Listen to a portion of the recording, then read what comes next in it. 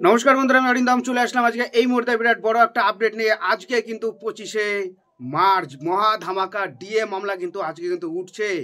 বিরাট বড় আপডেট নিয়ে চলে আসলাম, সব ভিডিওটা স্কিপ না করে প্রথম থেকে শেষ পর্যন্ত দেখুন। সুপ্রিম কোর্টে ডিএ মামলার উঠছে নতুন বিচারপতির বেঞ্চে। দীর্ঘ 2.5 বছর ধরে বিচারাধীন রাজ্য সরকারি কর্মচারীদের ডিএ মামলা শুনানির লিস্টে তালিকাভুক্ত হয়েছে। আগামী 25শে মার্চ এই মামলা শুনানি নির্ধারিত হয়। রাজ্যের কর্মচারীদের মধ্যে নতুন আশার সঞ্চার হয়েছে। সুপ্রিম কোর্টের লিস্টে মামলাটি 44 নম্বর স্থান পেয়েছে। দীর্ঘদিন ধরে ডিএ মামলা নিষ্পত্তি নিয়ে অনিশ্চয়তার মধ্যে রয়েছে রাজ্য সরকারি কর্মচারীরা। তবে আদালতের তালিকায় মামলা ওঠায় তারা এখনও চূড়ান্ত রায়ের প্রত্যাশা করছেন। আজকে 25শে মার্চ মঙ্গলবার সুপ্রিম কোর্টের ডিএ মামলাটি নতুন বিচারপতি সঞ্জয় কারোল এবং মনোজ মিশ্রের ডিভিশন বেঞ্চ 44 নম্বর কোর্টে উঠতে চলেছে। নবান্ন সূত্রে জানা গেছে, শুনানির প্রস্তুতির জন্য রাজ্য প্রশাসনের উচ্চপদস্থ আধিকারিকরা দিল্লিতে অবস্থিত সরকারি আইনজীবীদের সঙ্গে যোগাযোগ বাড়িয়েছেন। পাশাপাশি আইন বিশেষজ্ঞদের সঙ্গে আলোচনাও চলেছে। কর্মচারী সংগঠনগুলির পক্ষে মলয় মুখোপাধ্যায় বলেন, দীর্ঘ প্রতীক্ষার পর সুপ্রিম কোর্টে মামলাটি উঠেছে। 25শে মার্চের শুনানি আমাদের জন্য অত্যন্ত গুরুত্বপূর্ণ। আমরা আশাবাদী এবং ন্যায় বিচার পাব।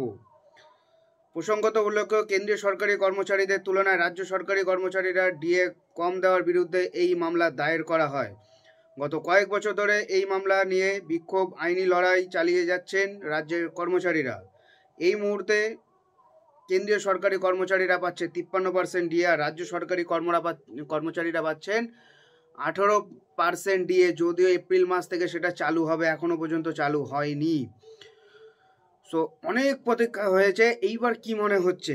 এটা কিন্তু অ্যাডভান্টেজ লিস্টে আছে। অ্যাডভান্টেজ লিস্টে 95 নম্বরে কিন্তু আছে এবং কজ লিস্টে 44 নম্বরে, অর্থাৎ কেসটা কিন্তু উঠতে চলেছে।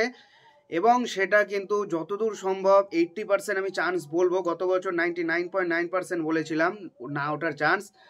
এইবার ওঠার চান্স বলবো আমি 80%, অর্থাৎ 20% এবার ওঠার চান্স আছে, কারণ অ্যাডভান্স লিস্টে আছে।